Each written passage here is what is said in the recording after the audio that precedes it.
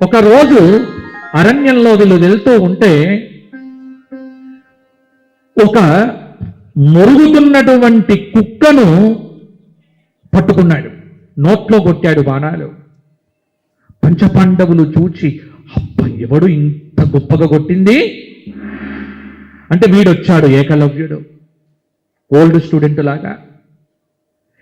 నువ్వేనా ఇంత అద్భుతంగా విద్య నేర్చుకున్నావు, మీ గురువు ఎవరు అని అడిగాట. మా గురువు ద్రోణాచార్యుడు అన్నట్ట వీడు ఏకలవ్యుడు. ద్రోణుడికి వెళ్ళి చెప్పారు విషయం. ద్రోణుడు వచ్చాడు, నేనెప్పుడు నీకు పాఠం చెప్పాను రా అన్నాడు. మీరు చెప్పాల్సిన పని లేదు, మీ విగ్రహం పెట్టుకొని నేర్చుకున్నా అన్నాడు. ఏమి శిష్యుడండి, గొప్పవాడు, మొండివాడు, మహామండివాడు.